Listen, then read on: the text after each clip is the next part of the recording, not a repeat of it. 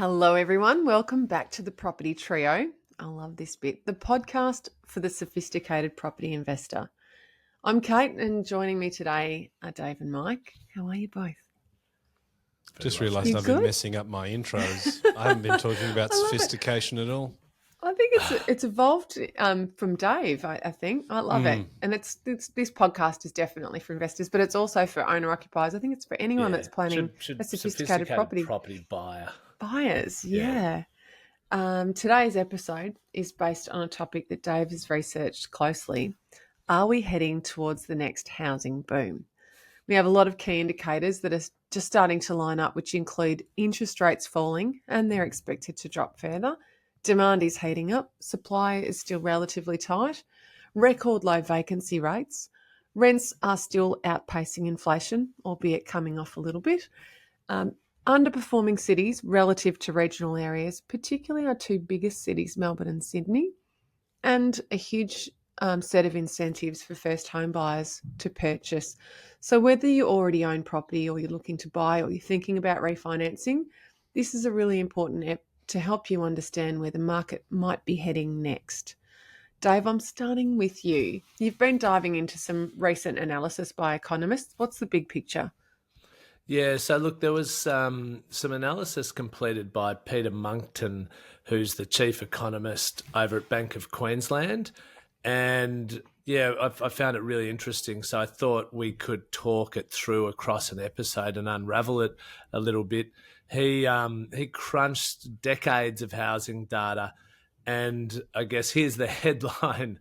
When interest rates start falling, property prices don't hang around waiting. They start to increase pretty rapidly because human behavior changes as soon as, the first rate reduction takes place. So he reckons a 10 to 15% price rise over the next 2 years is a solid bet. No matter how many rate cuts the Reserve Bank delivers, and that's based off what property prices have done historically following rate reductions, among a number of other data points, and we've mentioned quite a few of them in the intro. It's not that big of a jump, really. Over 2 years, we're talking, 5 to 7.5% range kind of year on year. It does sort of beg the question, if we're talking a boom, it can't probably be booms that we've had in the past, because we've already seen Brisbane, Adelaide and Perth have massive booms. Often when we see the mega booms, it's the country sort of moving in lockstep. But we did talk about, Sydney and Melbourne, and that sort of seems to be where the upside potential is. What do you reckon, Dave? Yeah, I think the thing, because Melbourne and Sydney are essentially half of the properties in the country, you almost can't have a full boom without Melbourne and Sydney being involved. And so when you're looking at the national figures, they're often limited if Melbourne and Sydney prices aren't moving at this sort of higher level. And I think the word boom isn't necessary, it's a headline grabber, really. And, so looking at the data over 2 years gets the numbers to look larger and into double figures, but it paints a picture because, people are often looking short term and, they think, and that delays decision making. So I think that's the benefit of sort of looking at the numbers over a couple of years for people. So, while we're likely to see a decent rise, I think it's less likely that it'll be an explosive 20% plus per annum gains that we had in the 80s, the 2000s during the pandemic. Sorry, during the 80s, the 2000s, and during the pandemic. They were driven by special circumstances like deregulation of banking and, other factors in the 80s, the mining boom in the noughties, the 2000s, and then the rock bottom interest rates plus the largest level of government subsidies we've ever seen in history during COVID were really the drivers of those big boom periods on top of rate falls. and the drivers of a hell of a lot of inflation. But we're out to the other side now where the trajectory is down. And I suppose that's what Peter is kind of zeroing in on here. And Dave, you've given us a great chart that he's put together. And it's about what happens to house prices in the 2 years following the start of the rate cut cycle, which we are in now. And there's a standout stat in there. In 8 out of the 10 cycles, we've seen national property prices grow by more than 10%. And in 3 of those, growth topped 25%. So if we're talking about 2 years at 25%, that is a much more meaningful number. It's probably double what his prediction was. Now, that data looks at the nation as a whole. It doesn't break the growth down by individual capital cities, though, right, Dave? Yeah, and as we all know, property markets move at different speeds, which we've already sort of touched on. But one thing you can know is during those 10 times we've had rates fall, 8 of the times have been double figures, 3 above 25. And when we say double figures, it's 13, it's 17, it's 19, it's 21, whatever they've been. And we do have a chart to show you. There will be cities that have performed at 20+% and have boomed. And there will be cities that have only performed at 3% or 5% or 7%. So the big question for us all right now is which cities are going to be the ones that boom over those next couple of years, 2 to 3 years probably, following the rate falls that have just happened. And for those who recall our prediction episode 295, you might remember one of my key calls I kept coming back to, that I thought 2026 was going to be the year of real price movement as opposed to 2025. And that was off the back of my expectation of multiple rate cuts this year that would really flow through to 26 and some other factors. Geez, you could really sail through to the prediction episode at the end of next year when we rank your scorecard. And we were purposely quite specific in that one. I remember thinking, "Oh, this is going to sting." So stay tuned for that one in about 6 months. So, Dave, we're now 2 rate cuts in. There's a strong chance that we'll see 1 or 2 or perhaps even 3 by the end of the year. So, I mean, this seems to fit really tightly into Peter's research that we are in that growth, that rate cutting cycle. So, 2026, that could be the year. Here we come. Could indeed. Okay, well, this time the fundamentals are a bit different, and I want to chat about this, Mike. Well, the elephant in the room is supply, and we can think about that in 2 different ways. Well, we've got the increase in demand that speaks to supply with immigration. So we did see a lot of political pressure on immigration numbers resulted in a December quarter reduction of immigration, but it kind of got back to where it was. I mean, immigration is really, really high, and construction supply isn't necessarily keeping up. And of course, we can talk about rental supply as well. I mean, the Victorian rental bonds data showed 25,000 missing rental properties from Victoria over a 2-year period.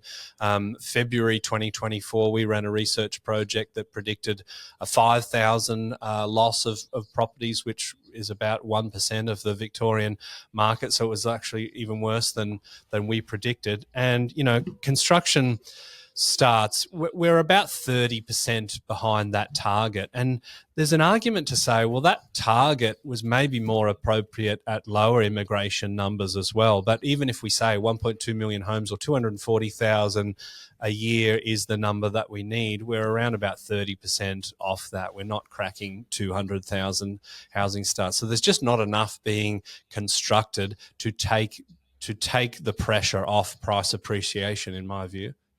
Yeah, I mean, the ABS data shows only about 180,000 dwellings were approved in the last year up to March 2025. And that's better than the recent low of 164,000 in 2023. But it's way behind the peak of 243,000 approvals back in 2016. And as you've said, it's not going to meet the government's goal of 1.2 million homes by 2029, not by a long shot. And, we've got a really telling chart in front of us, which we'll also share with you, that shows a number of residential dwelling approvals over the previous 12 months, going all the way back to the year 2000. And what's wild in this chart is that despite Australia experiencing one of the highest population growth rates as a percentage of population of any country in the world over that period, our dwelling approvals are currently sitting at similar levels, new dwelling approvals, to the early 2000s, which is pretty staggering when you think about it. We've had a massive growth in demand, in population, and the pipeline just is still back where it was 25 years ago. And when we talked about that peak in the cycle, I mean, that kind of coincided with the higher density construction boom as well, which, we temporarily even saw an oversupply in certain parts of the country. That's a nice problem to have if we had that shows at, it can be at done, the moment. right? Yeah, absolutely. But I just think that the economic environment is so different today than it was back then.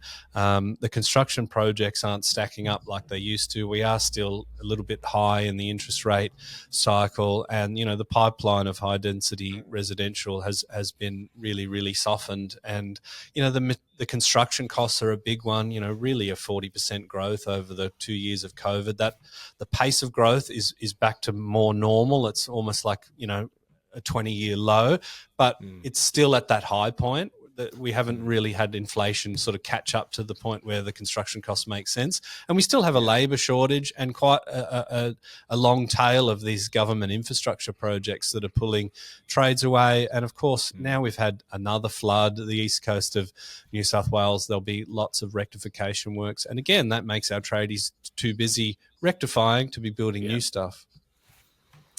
Yeah, it's quite the chart, isn't it? Now, we're going to be expecting an increase in first-time buyers jumping into the market as well. Is that right, Dave?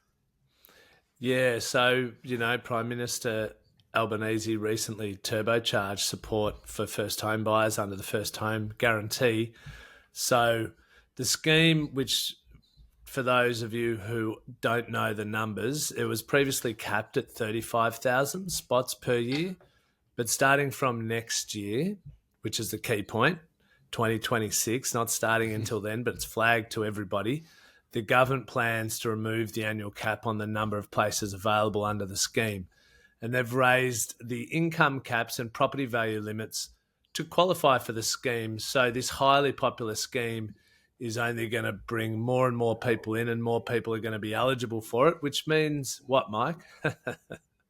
Yeah, well, I mean, it's the same approach that we've had for first home buyers forever, really, and it's vote buying stuff, right? And it's kicking the can down the street. It's great if you're part of that scheme, but it just makes property prices at that lower end more expensive for everyone that sort of comes after them.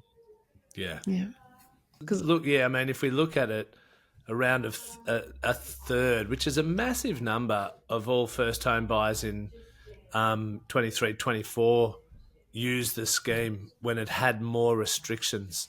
So now that's expanded. It's going to, you imagine it's going to go up to 50% perhaps, or maybe even 66% of all first home buyers are going to use this scheme. So we know that's going to have a big impact on property prices come 2026. Yeah. And that feeds into your projection for 2026 to be a bumper year quite nicely, Dave. So the planets are all aligning for you. Right.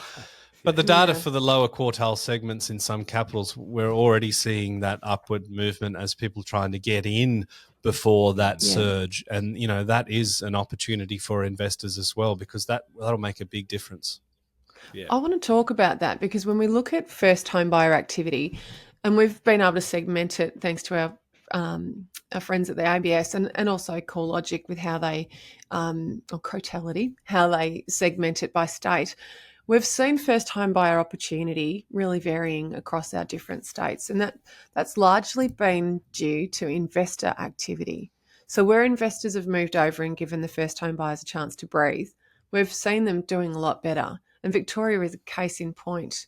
So, dare I say it, while we've got these opportunities being opened up and we've got price caps being moved, that first home buyer cohort are still a very nervous and risk averse cohort that don't like competing against anyone really, but they don't like competing unconditionally. And I think once investors start to pour into that price segment, we see first home buyers really getting pushed aside.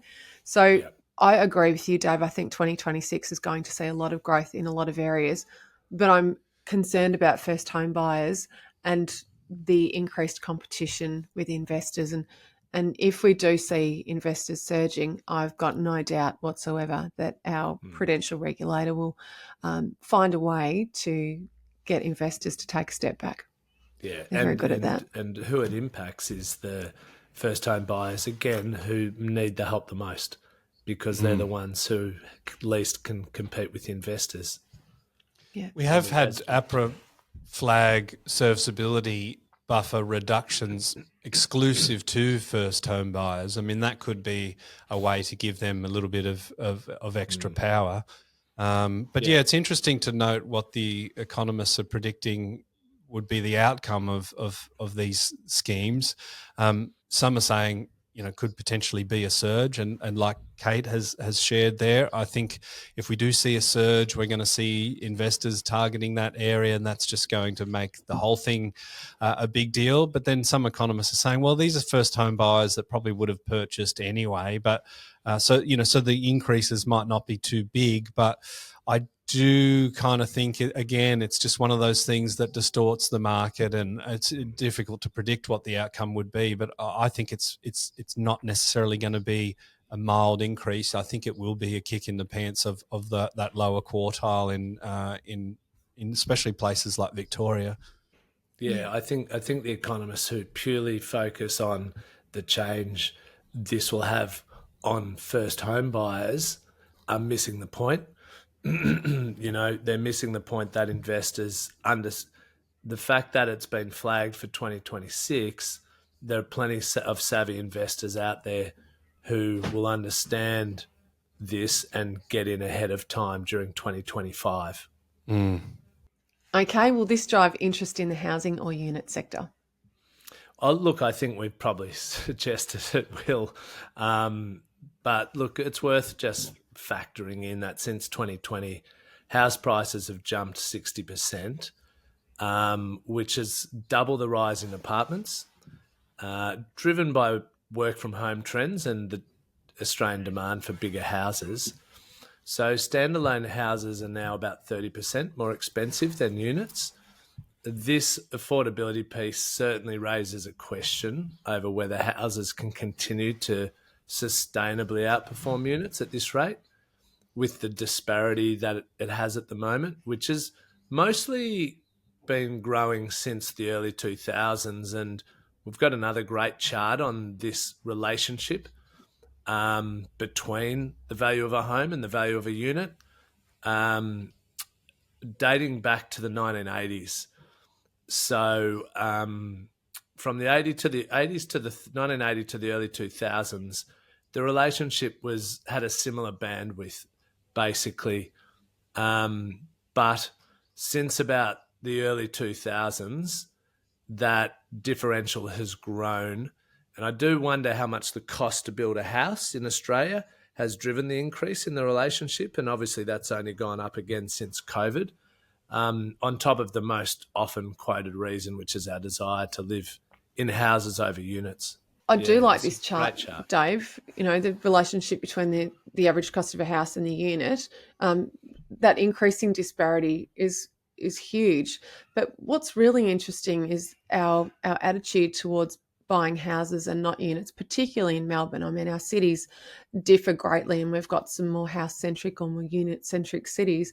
But that's quite an impressive chart there, and it certainly challenges the thinking in some capital cities where we're so focused on getting houses and not looking at that differential and the opportunity with units.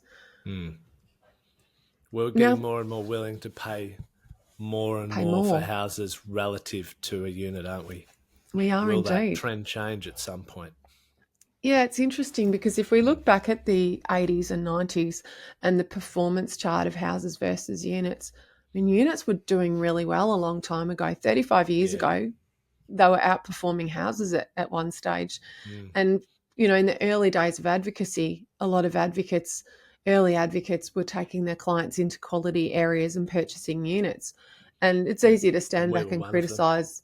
Well, a lot of good firms were doing it. Mm. And we all got a shock when we saw that full decade of not only underperformance but non-performance. I mean, units were static. Some went backwards. It was a disaster for people that thought they were buying a quality asset, and through no fault of their advisor, it just goes to show that history doesn't always predict future, and our attitudes towards houses have certainly changed. But at some It's a really point, good then point. Yeah. I mean, if you look at this chart, for if you're buying units, say around 1992 yeah, through to about 2002, the relationship units actually became, their growth in value was greater than houses for over a decade in that period. So you then had buyers agents who were operating, and we had buyers agents in 2005 until yeah. about 2012, and they're operating off this environment where for the decade prior to it, units had at least performed equally with houses, and based on this chart, it actually outperformed houses for that prior decade. Yeah, it's a fascinating chart, and we'll pop all of these in the show notes. The biggest surge, when we had a big surge in the early 2000s, but the sharpest surge, of course, was COVID. And no surprises Yeah. there. People wanted space, they needed the backyard. We really had a value shift during that time. And I And wonder it hasn't what, corrected back, has it? not really. It came off a It's fraction, very but early it's days. still up there. People still want Yeah. houses. It's like Well, it we had thought the- about it and then decided not to. Yeah, no. Looking at One of the Cate. bigger apartment living cohorts was kind of banned from entering the country, so that made a bit of a difference. Yeah. Yeah. Let's now talk about the growth in the capitals versus the regions. Well, if we're talking about the first home buyer incentives, it's going to help everywhere grow. House, units, capital city, regions. Dave and I were just sort of discussing off camera that in 2024 there was about 124,000 first home buyer purchases, up about 6% on the previous year. Typically these incentives for first home buyer grants are kind of capped around that $40,000 mark. So we're actually seeing that maybe 3 times the amount of people might qualify and use this. So I think it's going to be a widespread impact. But if we do sort of contrast the regions versus the capitals, since the pandemic, the regions have gone up 74%, which is huge. Yeah. And of course, outpaced the capitals at 44%. So it's nearly double the growth for those regions. The strong market growth means that capital city property prices have gone from being about 60% more expensive than the regions to just 35%, close to a 15-year low. So that could mean that we start to see the capital cities start to outperform the regions again. I mean, they just can't stay Big call, so Mortlock. far apart for so long. Is that a bit of mean Once reversion? again, It does. Yeah, I mean, it is. Yeah, well, it's looking at these charts which tell us what has the relationship been between, in this case, it's the regions and the cities over extended period of time. Prior to that, it was the houses and the units. So, Peter Munckton, again, has produced a pretty awesome chart. And if we look at the relationship between the capital cities versus the regions dating back to the 80s, it follows a clear pattern. Capital does it ever? city prices surge first, then the regions follow. Then it swings back to the cities again, and so on. And based on this chart since the 80s, looks like we're on the verge of what could be the fourth incarnation of this pattern, where capital city markets start to boom again relative to the regions. Now, that said, the price ratio between capital cities and the regions hasn't quite fallen down to hit this 1.3 level, where historically it appears to have been an inflection point. where people have But we gone, can see okay, the peak is up yeah, by the same magnitude. So are we seeing a shift completely a shift in up. that pattern? Yeah, we could be, because the peak of relationship used to sit about 1.65, but this drive prior to the pandemic, it went, the price of cities to regions was about 1.75, and now it's come down to 1.35 and started moving up, but then sort of dropped down a little bit again. But you can see that played out as well in 2005, where it went up, down, and then went up.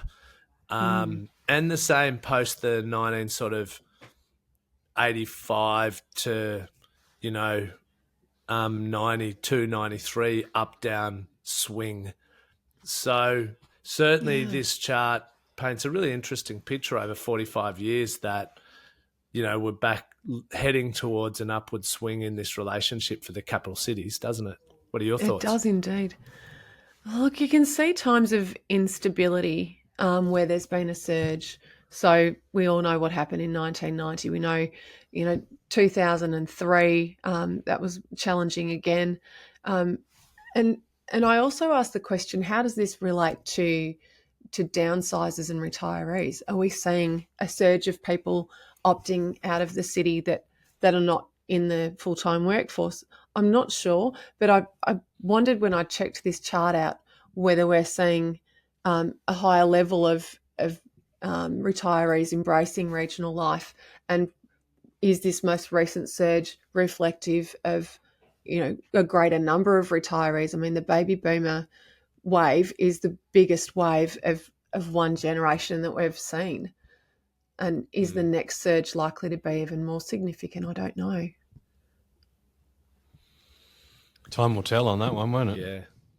Yeah, it correlates. The peaks correlate to some degree with economic challenges. Where the region started to outperform, if you like, Yeah.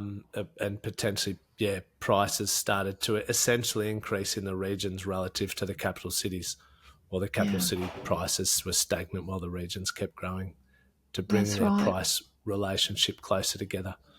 Yeah. Yeah, there's also, if we have a think about credit, the cost of getting your hands on money, where we're seeing these surges, that's where interest rates and the cost of living have been challenging as well.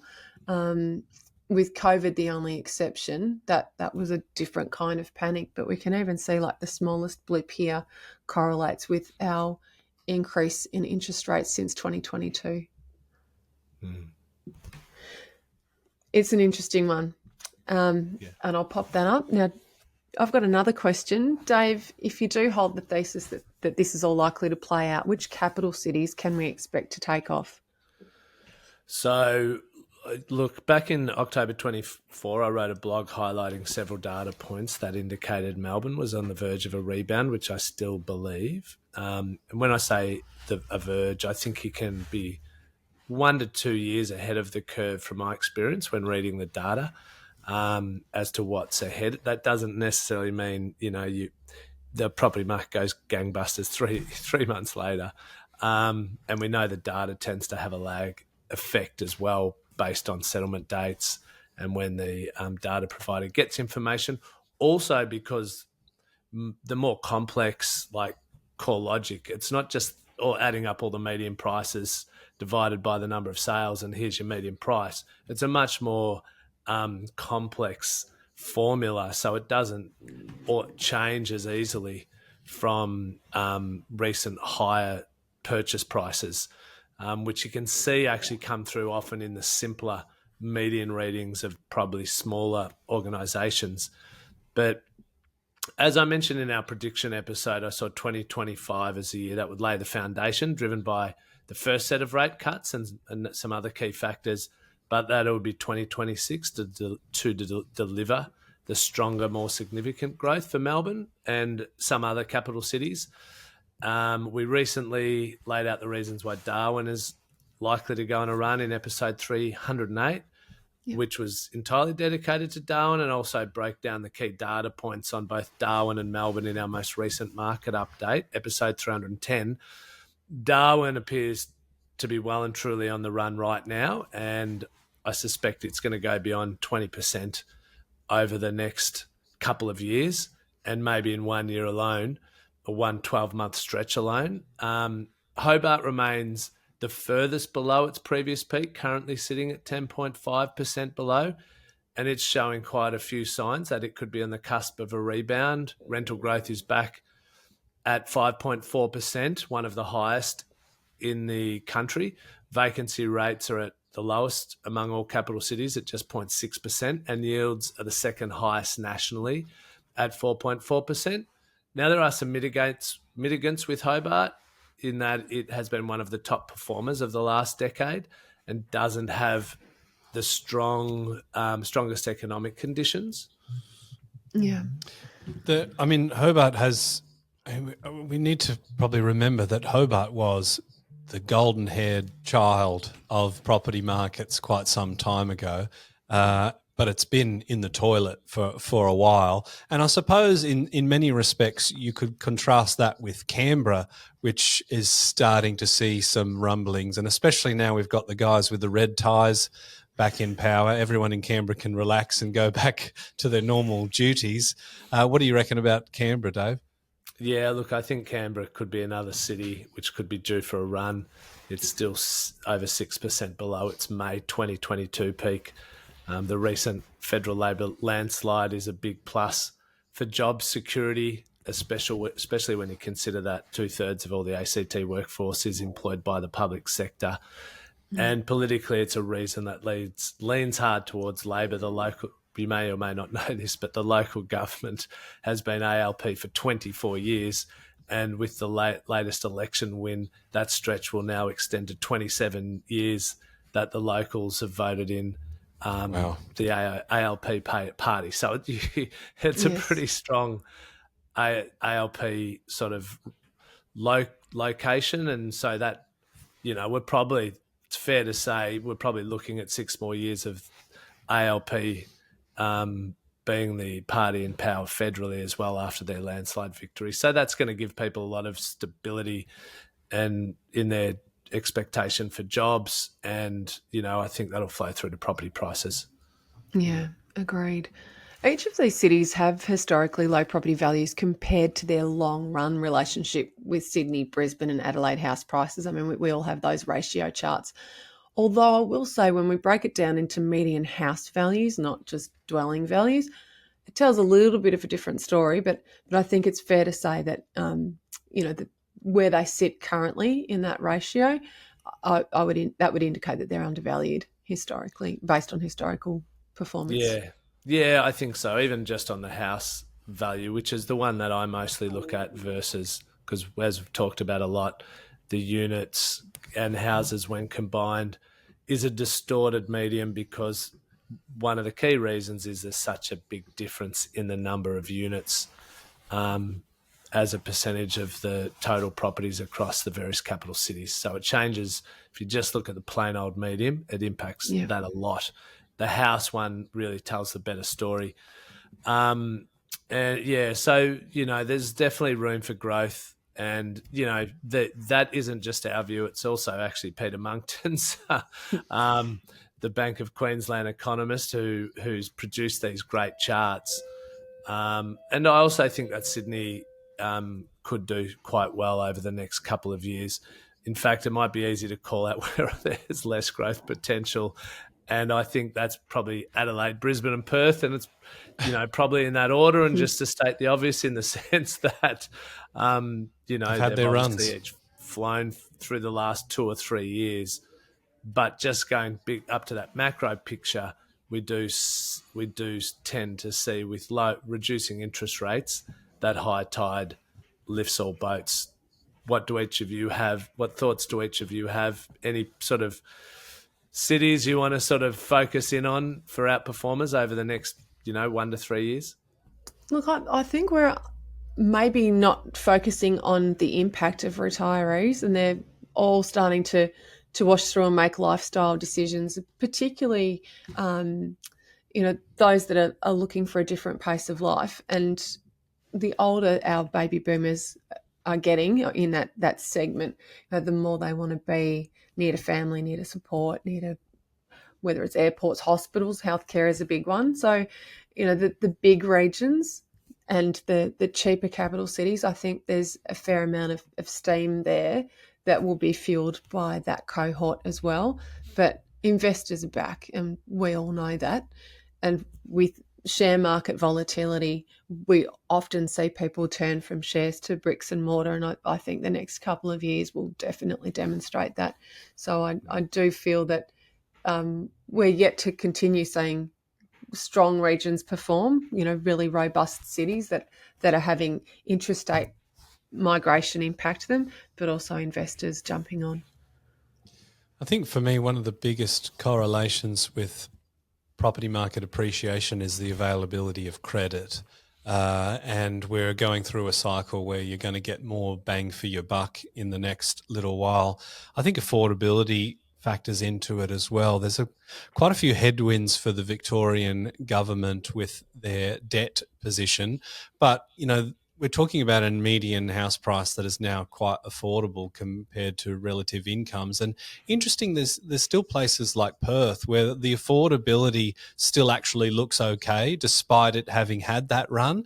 But I do kind of think it's had that run. We can't expect it to do 10% in the next year or the year after. But stranger things have happened. But yeah, I do kind of think that the availability of credit, those lower interest rates, is going to help every location, but it'll be ones that are seen as undervalued, like Victoria, like the Northern Territory potentially. Although I think that'll be a quick boom and it'll come back fairly sharply. Those are the ones that I'm looking towards. Yeah, great. Before we wrap up for today's episode, let's circle back to our predictions that each of us made at the start of the year. Has anything changed now that we're halfway through 2025? Now, it's a loaded question because a lot has changed, but let's have a look at our individual predictions and see what we'd care to tweak if we had the opportunity. Dave, I'll start with you. Yeah, so earlier I said 2025, as I've touched on, would be a setup year, not a boom, but definitely laying the groundwork for big results in 2026, especially in cities like Melbourne, Sydney and Hobart. It's probably still looking that way to me. We've got interest rate cuts starting to flow and affordability improving. Obviously, it improves your borrowing capacity. It probably most importantly is it improves sentiment. Probably the outweigh of sentiment probably is greater than anything else. And the RBA minutes actually were released yesterday showed that they actually considered a jumbo 0.5% cut in the last meeting and agreed that monetary policy would need to move now to an expansionary setting, which they hadn't agreed to prior, predominantly due to the global trade uncertainty, thanks to Mr. Trump. So that's just another bit of information that comes out and gives people more confidence that rates are going to go down and therefore property values are going to go up. Things are going to become more affordable for them in their repayments. And if they're going to buy, they should get in sooner. So far in 2025, from January to May, national values have grown 1.7%. In 2024, and this is what we've got to remember, and that's what I was sort of talking about, that gross, 15% to as high as 60 once rates have fallen has happened 8 out of 10 times. Adelaide, Brisbane and Perth were still doing really well in 2024, yet national growth was only 4.9. And that's because they're such a small percentage of the overall property market. That was, Melbourne and Sydney were flat, if not negative, during that period. But now we're seeing growth across the board. Melbourne and Sydney are going, but Perth, Adelaide and Brisbane are still moving forward despite those big runs because rates are falling. I think it's not the only reason. It's never one reason, but it is a driver. So that's, again, I think 2026 will be bigger than 2025, but I looked back and I predicted 3 to 6% national growth for 2025. So I'd say we're probably on track for somewhere in that range, and potentially, even hitting around the midpoint, given the rate of increase of prices is getting faster as we get more rate reductions. We're at 1.7% of growth over the first 5 months. So I suspect we might end up hitting around 4.5, or perhaps have a bit of a bias to slightly above that.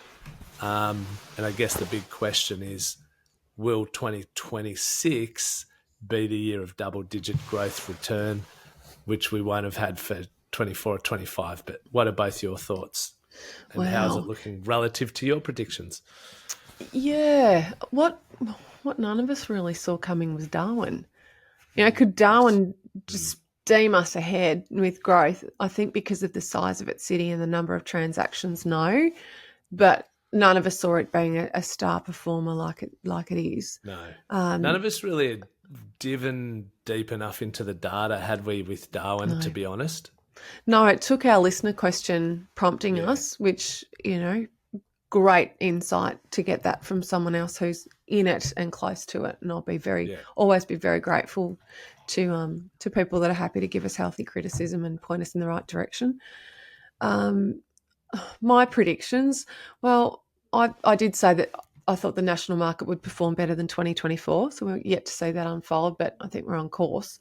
2024 at 4.9% growth nationally, I think we'll beat that. I did say that we'd have a strong first quarter, but the second quarter might be slow due to the federal election and potential interest rate changes. And, like we always see, people did hold back a little bit leading up to the election, but we had, in the big cities, we had that steady performance. So I think I was wrong on that count. I don't think quarter one was all that different to how quarter two is looking.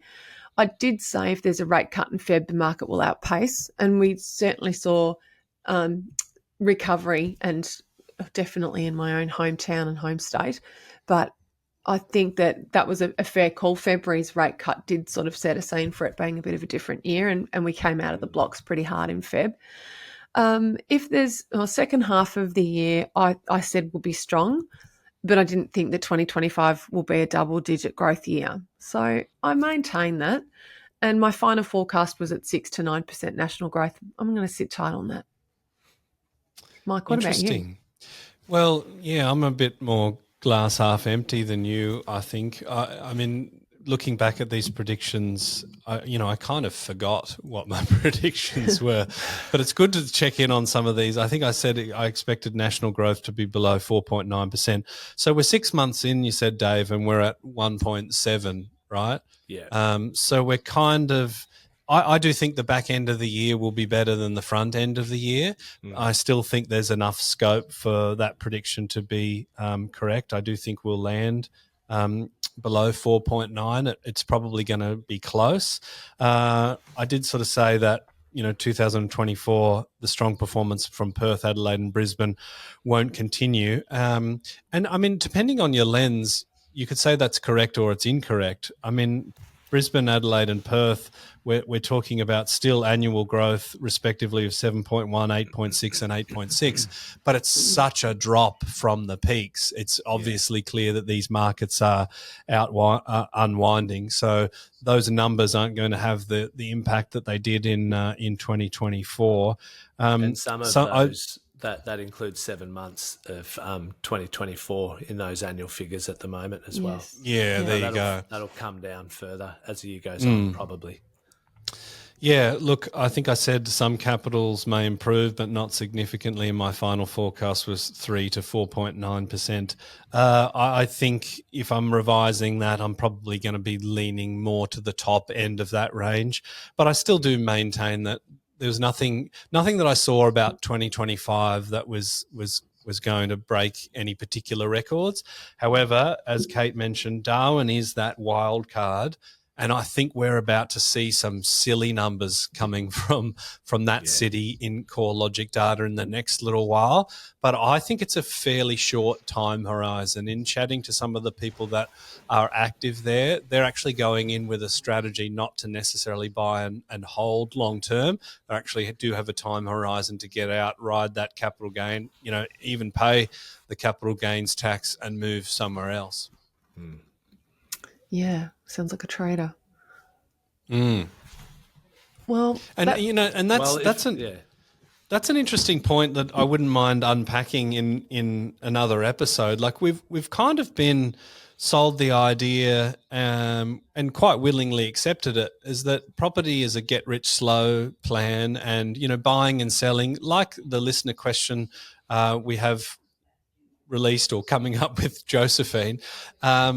We're basically saying you don't want to be buying and selling, you don't want to be trading assets, but when you do have a market that's possibly going to do 20 or 25%, then it does kind of force you to challenge those notions of, okay, well, what would it have to do for it to make sense for me to pay the stamp duty and the CGT and the selling costs?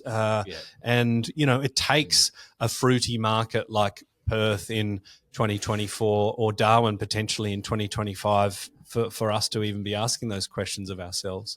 Yeah, I think the thing with being a trader, so to speak, as Cate just said, with property, is it's much higher risk, and you've got to be much higher cost too. Hey, it's a much higher cost. It's not a few dollars when you press the E-Trade button. You're dealing with contract prep, agent selling fees, taxes, marketing, re-entry costs, and just getting your legals done. It's $2,000 at a time. It's an expensive trade.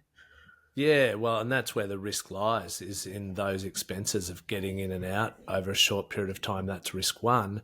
Risk two is that you need to be very, very confident, have a high level of conviction in terms of the data on that city, that it is indeed going to run by, I would say, at least you want it to run by at least 20% minimum, and ideally 30-40%.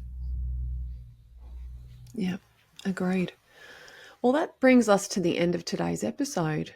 A huge thanks to you, Dave, and Anne-Marie for putting together all the research behind this one, and to Mike for helping us unpack what could be the early signs of Australia's next housing boom. But don't go anywhere just yet. Stay tuned for our gold nuggets. Now it's time for us to go mining for our gold nugget property tip of the day. So I just say, if you're looking to purchase, I think, as we probably all might have said before, 2025 is shaping up as a better window of opportunity. Right now, although the competition is certainly strong, prices in many cities remain below their previous peaks, and borrowing power has already improved thanks to 2 interest rate cuts that we've seen so far. So that's put an extra $40,000 to $70,000 in borrowing capacity for most people. Again, I think 2026 could be a different story with really strong price rise, notwithstanding Darwin, what's happening already there. So buyer competition will ramp up and affordability will tighten as prices take up. And we know this generally occurs based on Peter Munckton's historical analysis of what's happened post-rate reductions. So affordability and undersupply will really become a big story again, even though it feels like they both perpetually are. Overall, I think, in terms of his initial graph, and then he's got a bunch of other charts that are very interesting that we've discussed. I think the 2 years from the first rate reduction, I expect national property prices to rise by more than 10%. Again, so it'll be the 9th out of 11 cycles if that rings true. But the key is to try and find those cities, if you are a borderless investor, that are going to grow north of 20% over that period and create some equity in the short term to hopefully allow you to then leverage against and buy another investment property. I think we are heading towards a boom. I mean, it's an easy thing to sort of say, really, because if we look at Melbourne, Hobart, Canberra, peak of the market was March 22. Sydney was 2024. Darwin, that's an outlier at May 2014. If we ignore that one, then we've got Brisbane, Adelaide and Perth really pretty much on the decline from the peak.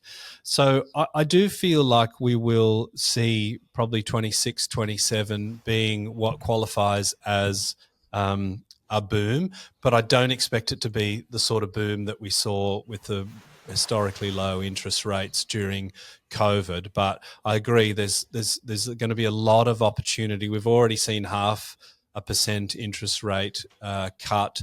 We're probably going to see at least 1% in total, maybe a little bit more. That will make a difference, and I do think that we're going to have a boom in 26, 27, just a little bit more modest than perhaps some of the preceding ones. This is interesting. I mean, everyone loves a boom. They're always fun, except if you're not in the property market, of course. But what I want to talk about is the history of booms and declines, and the boom and the bust. They're never the same magnitude. The booms has historically been far greater than what we call the busts. The corrections are usually much Generally lower sit in within magnitude. never greater than 5%. Yeah.